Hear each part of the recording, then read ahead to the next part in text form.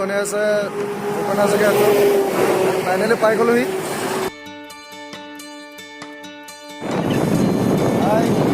লগত আছে অংকুৰ মোৰ লগত আৰু আমি বৰ্তমান গৈ আছোঁ শদিয়া এইটো হৈছে তিনিচুকীয়া বাইপাছ আৰু এই বাইপাছটো ৩৭ নম্বৰ ৰাষ্ট্ৰীয় ঘাইপথত লগ লাগিছে মাকুম পাৰ হৈ এই দূৰণিবিলাকে কঠীয়া ৰুই আছে ৰাস্তাৰ দুয়ো কাষে পথাৰ সুন্দৰ এক পৰিৱেশ ভাল লগা পৰিৱেশ এইটো হোটেললৈ যোৱা কাৰণটো হৈছে আমাৰ অংকুৰে ক'ব অংকুৰ হোটেললৈ যোৱা কাৰণটো কৈ দিয়া Yes, hello, this is Saikia and we are going to Saikia for tracking observation on lemon cultivation about Tinsukia District of Assam. Yes, that's why we are going to Assam. We are going to Saikia. বাইপাছৰ কাষত এইটো এটা পুখুৰী আৰু ইয়াত অলপ সাঁতুৰিব মন গৈছিল কিন্তু সাঁতুৰিব নোৱাৰোঁ এতিয়া গৈ আছোঁ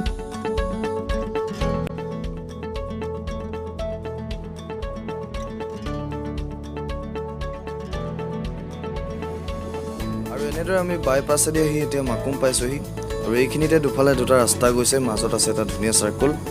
আৰু অলপ আগত আছে এখন অভাৰব্ৰিজ আৰু সেই ব্ৰিজেদি ৩৮ নম্বৰ ৰাষ্ট্ৰীয় ঘাইপথত লগ হৈছে আৰু সেই পথেদি ডিগবৈ মাৰ্ঘেৰিটা লিডু যাব পৰা যায়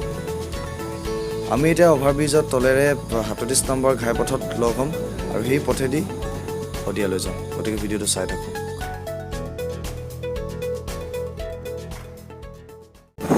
আৰু এয়াই হৈছে ৩৭ নম্বৰ ৰাষ্ট্ৰীয় ঘাইপথ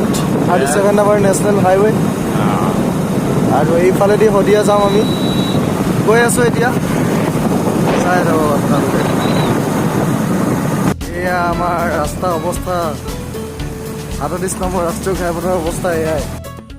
ৰাস্তাৰ কথা কিনো ক'ম আৰু ৰাস্তাৰ মাজত এইবিলাক ডাঙৰ ডাঙৰ গাঁত বুলি ক'লে কিজানি ভুলেই হ'ব এইবিলাক হাইৱেৰ মাজত ডাঙৰ ডাঙৰ একোটা পুখুৰী আৰু এই পুখুৰী থকা হাইৱেৰ মাজেদি জাৰ্ণি কৰাৰ কথাই অলপ সুকীয়া আৰু আপোনালোকে যদি জাৰ্ণি কৰা নাই এবাৰ কৈ চাব যি কি নহওক ৰাস্তাটো এতিয়া বনাই থকা হৈছে এনেকৈ আহি আমি এতিয়া টাউন পাইছোঁহি কিবা এটা কোৱা আমি ডুমডুমা টাউন পাইছোঁহি এতিয়া গৈ আছোঁ এইখনে হৈছে ডুমডুমা টাউন এতিয়া আমি ডুমডুমা টাউন পালোহি আৰু এইখন হৈছে ডুমডুমা কলেজ ডুমডুমা মহাবিদ্যালয় বিৰাট ডাঙৰ কলেজ এইখন আৰু ধুনীয়া কলেজ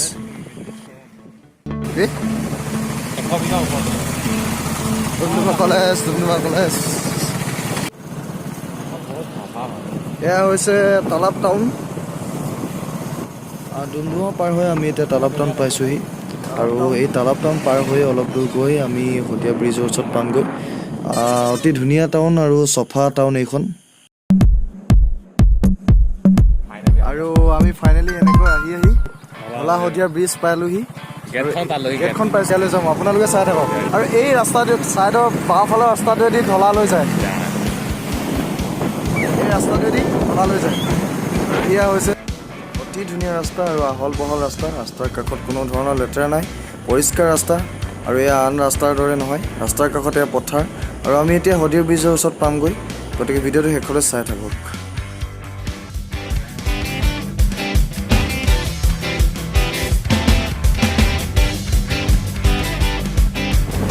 এয়াই হৈছে শদিয়া দলং ফাইনেলি পাই গ'লো আমি এতিয়া চাম আৰু লাহে লাহে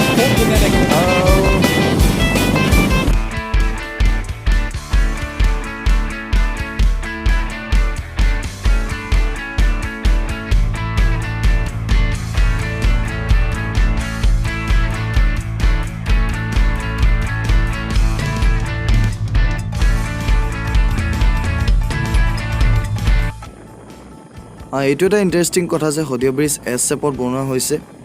আৰু আমি এতিয়া লেফ্ট টাৰ্ণ লৈছোঁ আৰু ব্ৰিজৰ মাজত অলপ সময় ৰ'ম আৰু তাৰ সুন্দৰ পৰিৱেশ উপভোগ কৰিম আৰু আপোনালোককো দেখুৱাম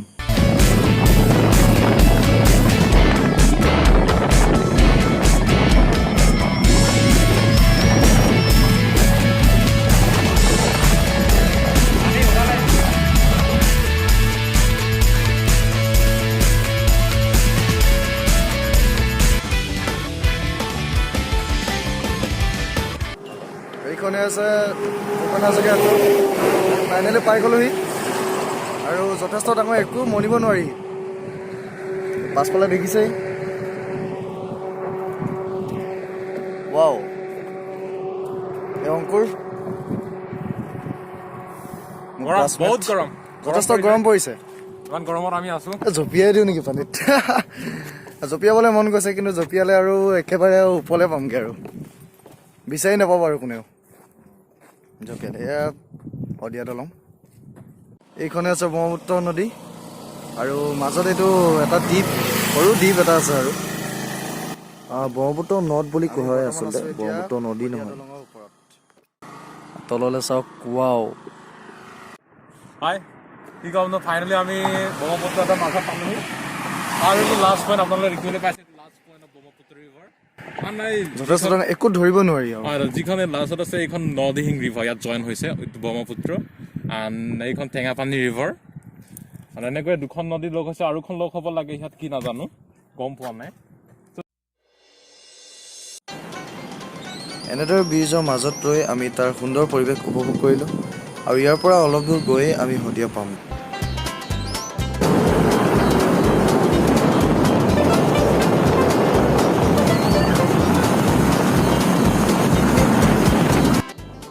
নদীৰ বুকুত দুই এটা সৰু সৰু দ্বীপ আৰু তাত কিছুমান অস্থায়ী জুপুৰি দেখিবলৈ পোৱা গৈছে হয়তো মাছমৰীবিলাকে তাত থাকিবৰ কাৰণে অস্থায়ী ৰূপে সাজি লৈছে চাগে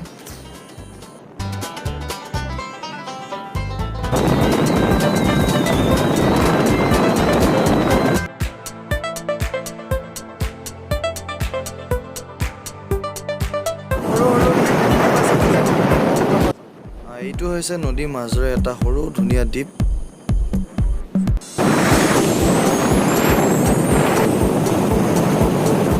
আৰু আমি এনেকৈ ঘূৰিছোঁ এতিয়া আমি এছএপত ৰাইট টাৰ্ণ ল'ম আৰু ব্ৰিজখন পাৰ হোৱাৰ পাছতেই শদিয়া পামগৈ এয়া হৈছে চেপাখোৱা টাউন আৰু ফাইনেলি আমি আহি শদিয়াৰ চেপাখোৱা বজাৰ পালোহি আৰু এয়া হৈছে শদিয়াৰ চেপাখোৱা ডেইলি বজাৰ আৰু যদি ভিডিঅ'টো ভাল লাগিলে লাইক কমেণ্ট শ্বেয়াৰ কৰিব আৰু ছাবস্ক্ৰাইব কৰিবলৈ নাপাহৰিব ধন্যবাদ